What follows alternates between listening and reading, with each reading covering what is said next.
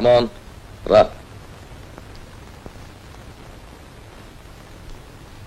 కూర్చో. ఏం తీసుకుంటావు? మా ఇంట్లో టీ కాఫీలు ఉండవు, మజ్జిగ తప్ప. అక్కర్లేదండి. Thank you. ఏమిటి చెప్పు. మీరు రమ్మన్నారని అమ్మాయి చెప్పిందా? ఏం మాట్లాడతానో కూడా చెప్పిందా? మాట్లాడతారని చెప్పింది. ఏం మాట్లాడతానని? ఇది అని చెప్పలేదు. పోనీ ఏదో ఊహించుకు చెప్పు. బహుశా పెళ్లి గురించి మాట్లాడతారేమో. కరెక్ట్. చాలా షార్ప్ బ్రెయిన్ ఇది. చాలా తెలివైన వాడివయ్యా. పాపం అందుకే ఎక్కడ ఉద్యోగం దొరకలేదు.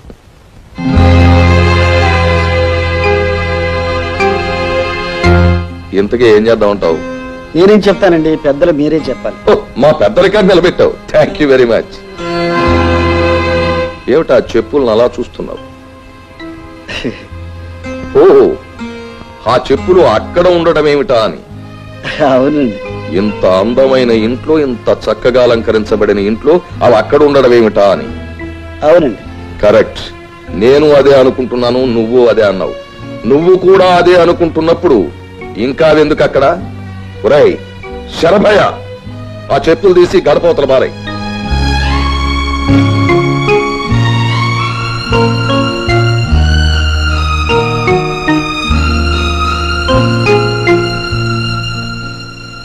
ఇప్పుడు నీ ఉద్దేశ ప్రకారం ఏది ఎక్కడ ఉండాలో అక్కడ ఉన్నట్టే కదూ? చూడు మిస్టర్ చక్రవర్తి, ఆఫ్టర్ ఆల్ మనం రోజు వాడుకునే చెప్పులను తీసుకొచ్చి అలమారులో ఉంచితేనే నీకు నచ్చలేదు. అలాంటిది నిన్ను తీసుకొచ్చి ఈ ఇంటి అల్లుడిని చేయడం నాకు మాత్రం నచ్చుతుందా? Just a small example. ఏది ఎక్కడ ఉండాలో అక్కడ ఉంటేనే ఆ ఇంటికి అందం. ఎవరు ఎక్కడ ఉండాలో అక్కడ ఉంటేనే ఆ మనుషులకి అందం, ఆ జీవితాలకి అందం. ఏమై కరెక్ట్? అంటే నేను వాటితో సమానం అంటారా? నోనో, నేను ఎక్కువ తక్కువ గురించి మాట్లాడడం లేదు, వాటి వాటి స్థానాల గురించి మాట్లాడుతున్నా. ఒకవేళ మీరు ఊహించినట్టు నా స్థానం అదే అయినా, విలువ కూడా అదే అయినా, చెప్పుల్ని వెతుక్కుంటూ కాళ్ళొచ్చాయే తప్ప కాళ్ళను వెతుక్కుంటూ చెప్పులు రాలేదు. నిన్ను వెతుక్కుంటూ మా అమ్మాయి వచ్చిందే తప్ప మా అమ్మాయిని వెతుక్కుంటూ నువ్వు వెళ్ళలేదు అంటావు. Yes, you are right. నేను మాట్లాడేది ఎవరు ఎవరిని వెతుక్కుంటూ వెళ్ళారని గాని, ఎవరు ఎవరిని ముందుగా చూశారని గాని, ఎవరు ఎవరిని ముందుగా ప్రేమించారని గాని కాదు. నేను మాట్లాడేది ఒకటే, స్థానాల గురించి. ఎవరి స్థానం ఏమిటి అని. సహజంగా ప్రేమకు స్థానాలంటూ ఉండవు. అది రోడ్ల మీద దొరుకుతుంది, పార్కుల్లోనూ దొరుకుతుంది, సినిమా హాల్స్ లోనూ దొరుకుతుంది. కానీ పెళ్లికి స్థానాలంటూ ఉన్నాయి. అది కళ్యాణ మండపంలోనే జరగాలి, మాంగళ్య ధారణతోనే జరగాలి, మంత్రోచ్చాటనతో జరగాలి, మంది మార్పుల మధ్య జరగాలి.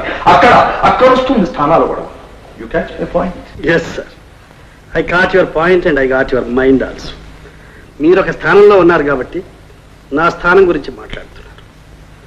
పరమశివుడి మెడలో ఉన్న పాము గరుత్మంతుడిని చూచి హలో బాగున్నావా మిత్రమా అంటుంది. అదే మెడ దిగి కిందికి వచ్చి మాట్లాడమని చూద్దాం, ఒక్క క్షణంలో చీల్చి చండాడబడుతుంది. అది స్థాన బలివి కానీ తన బలివి కాదు. ఏ స్థానము ఎప్పుడూ ఎవరికి శాశ్వతం కాదు. కానీ ప్రేమ శాశ్వతం, దాని బంధం శాశ్వతం, దాని స్థానం శాశ్వతం. You catch my point? ఆగండి డాడీ, ఆయన స్థానానికి నా స్థానానికి తేడా ఏమిటి? ఇప్పుడు నువ్వు ఉన్న స్థానానికి అతను ఉన్న స్థానానికి ఉన్న తేడా.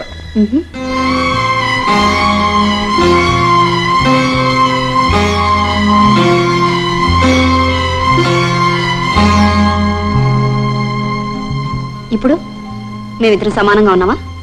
మధ్యలో నేనున్నాను. కానీ మీకు నాకు మధ్య ఈ ఆస్తుంది అంతస్తుంది. am I right? డాడీ, ఆయన స్థానానికి నా స్థానానికి మధ్య ఉన్న తేడా ఈ కాగితం. Please take it.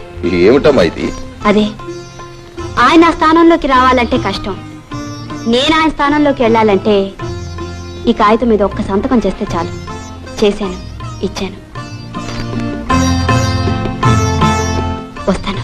కళ్యాణి, రండి. కళ్యాణి, భవిష్యత్తును ఎదుర్కోగల శక్తి నీకుందా? నాకు లేకపోవచ్చు, కానీ మా ప్రేమకుంది. All right. ప్రేమ కోసం బిడ్డ తల్లిదండ్రులను వదులుకోవడం జరుగుతుంది, అలాగే ఆ తల్లిదండ్రులు ఆ బిడ్డను వదులుకోవడం జరుగుతుంది. కానీ నేను మాత్రం అంత పని చేయలేనమ్మా. మీ ఇద్దరు అంత గాఢంగా ప్రేమించుకున్నప్పుడు విడదీయడానికి నేనెవరిని? ఓకే, మీ ఇష్టం. కానీ చూడు మిస్టర్ చక్రవర్తి, అమ్మాయితో నేను ఈ బాధ్యత తీరిపోదు. అమ్మాయితో పాటు ఆస్తి బాధ్యతను కూడా నువ్వు తీసుకోవాలి. ఆ ధైర్యం నీకుందా? ఆ ధైర్యం ఉంటేనే ఈ పెళ్లి చేసుకో. క్షమించండి, ఇప్పటి వరకు మీరు మాట్లాడారో నేను విన్నాను. ఇప్పుడు నేను మాట్లాడతాను, దయచేసి మీరు వినండి. ఏ భార్య అయినా సరే తన భర్త సంపాదనతోనే బ్రతకాలనుకుంటుంది. పెళ్లికి పెట్టే తాంబూలం దగ్గర నుంచి మెడలో కట్టే తాళి వరకు నా కష్టార్జితంతోనే జరగాలి. మీ ఆస్తి గాని మీ అంతస్తుకు సంబంధించిన ఛాయ్ గాని నా మీద నా భార్య మీద పడ్డానికి వీలు. ఆ రోజే నేను పెళ్లి చేసుకుంటాను. త్వరలోనే నాకు ఉద్యోగం వస్తుంది. నాకు ఉద్యోగం వచ్చిన తర్వాత మొదటి సంపాదనతోనే నా పెళ్లి చేసుకుంటాను. దీనికి మీరు ఏ రకమైన అభ్యంతరము పెట్టకూడదు.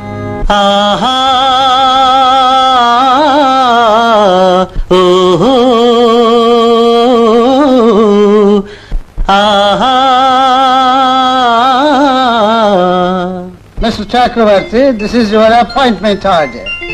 Thank you sir. Congratulations. Thank you. Dear Kalyani, నీవు నన్ను సాగనంపిన వేళా విశేషమేమో నేను గాయకుడిగా సెలెక్ట్ అయ్యాను. నేను పాడుతున్న మొదటి పాట రేపు మధ్యాహ్నం 12 గంటలకు విశాఖపట్నం కేంద్రం నుంచి ప్రసారం అవుతుంది.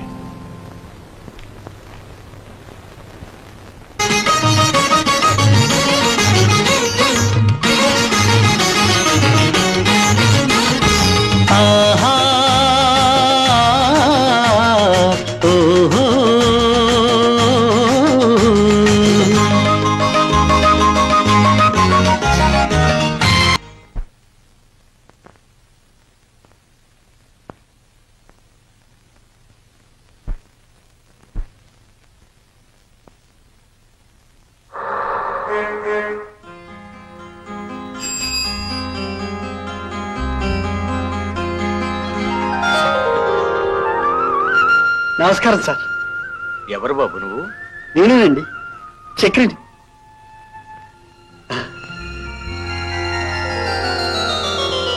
రాజా, present sir. Aruna, present sir. Anitha, present sir. Gauri, present sir. Vasu, present sir. Chakri. రాలేదు సార్. ఎందుకని? వాళ్ళ నాన్న వడ్రంగి పనిలో పెట్టేశారు సార్. వడ్రంగం పనిలోనా? అదేమిటి? రేయ్, జాగ్రత్తగా ఒళ్ళు దగ్గర పెట్టుకుని పని చేయి. అరేం చెప్తే చెయ్యి. కాఫీ తెచ్చి పెట్టమంటే తెచ్చి పెట్టాలి, నీళ్లు తెమ్మంటే తేవాలి. వినపడిందా? చెంగయ్య, నీకు బుద్ధి ఉందా లేదా? ఏమయ్యా, బంగారు లాంటి కుర్రాడు క్లాస్ లో ఫస్ట్ వస్తున్నవాడు, వాడిని తీసుకెళ్లి వడ్రంగం పనిలో పెడతావా? చదివించడం నా వల్ల కావటం లేదండి. ఏ జీతం ఎవరు కడతారు, పుస్తకాలు ఎవరు కొంటారు? పిల్లల్ని కనపడి ఆ మాత్రం చేయలేవా? మీకు కుదురుద్ది కానీ మాకెలా కుదురుద్దండి? సరే, వాడు నాతో పంపించు, నేను చదివిస్తాను. చదివిస్తారు సరేనండి, ఇక్కడ నెలకు 10 రూపాయలు ఇస్తామన్నారు, అది ఎక్కడి నుంచి వస్తుంది? అంటే నన్ను ఇవ్వమంటావా? తండ్రి అని చెప్పుకోవడానికి నీకు సిగ్గులేదు కదయా? అంతకంటే కషాయాడుకు తీసుకెళ్ళి అప్పచెప్పు, నెలకు 100 రూపాయలు ఇస్తారు. ఇదిగో నీకు ఇదే చెప్తున్నాను, ఇవాళ నుంచి కుర్రాడు మా ఇంట్లో ఉంటాడు, నేను తీసుకెళ్తున్నాను, నేను చదివిస్తాను. చిల్లెక్క పూర్తయిందా? లెక్కలు చేస్తున్నాను సార్. ఏమ్మా, తెలుగు. నువ్వెంతవరకు వచ్చావు?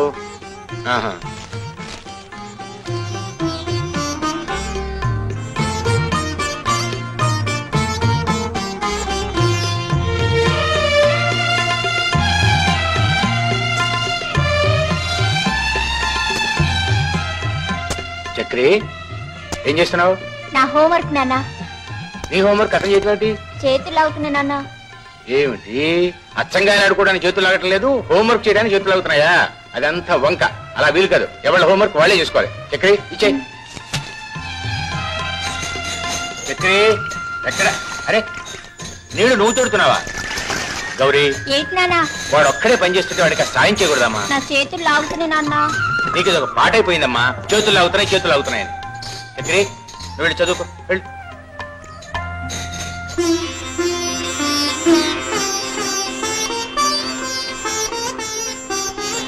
బాబు, ఈ ఉత్తరం తీసుకెళ్ళి వివరాలన్నీ ఇందులోనే వ్రాశాను. హైదరాబాద్ లో రామచంద్రరావు గారని నాకు స్నేహితుడు ఆయన ఉన్నాడు. ఆయనే స్టేషన్కి వచ్చి నిన్ను తీసుకెళ్తాడు.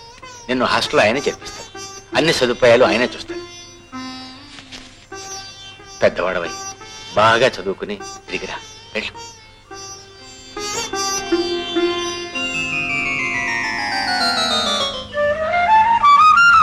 చక్రి, బాబు, నేను ఇంకానే జ్ఞాపకం ఉన్నానా? అదేమిటి సార్, మిమ్మల్ని మీరు చేసిన సహాయాన్ని నేను మర్చిపోగలనా? కాలేజీ చదువు అయిపోగానే మీకోసం వచ్చాను. ఆ అమ్మగారు పోయారని తర్వాత మీరు ఆ ఊరే విడిచిపెట్టి వెళ్ళిపోయారు నీకు తెలిసింది. అవును బాబు, ఆవిడ టీబీ వచ్చి చనిపోయింది. ఆ తర్వాత ఇంట్లోనూ ఆ ఊళ్ళో కూడా నాకు ఉండబుద్ధి కాలేదు. ఆ ఊరు వదిలి చాలా దూరం వచ్చేసాను. గౌరీ ఎలా ఉంది సార్? చావు బ్రతుకుల మధ్య ఉంది బాబు. ఏ పెళ్లి కాక. గౌరికి ఇంకా పెళ్లి కాలేదా? బ్రతకటానికే కష్టంగా ఉన్న రోజులు ఆడపిల్ల పెళ్లి చేయటం అంటే అంత తేలిక? చాలా సంబంధాలు చూశాను. కట్నం లేకుండా ఎవరూ చేసుకోమన్నారు. చేసుకోవడానికి సిద్ధపడ్డ వాళ్ళు రెండో పెళ్లి వాళ్ళు, మూడో పెళ్లి వాళ్ళు. అందుకని దానికి జీవితం మీద విరక్తి కలిగింది. చచ్చిపోవడానికి 2-3 సార్లు ప్రయత్నం చేసింది. మళ్ళీ ఇప్పుడు అదే స్థితిలో హాస్పిటల్లో ఉంది. సారీ సార్, ఆమె మందులు తీసుకోవటం లేదు. అదేమిటండి, ఎందుకని? నేను బ్రతకను, చచ్చిపోతానంటుంది.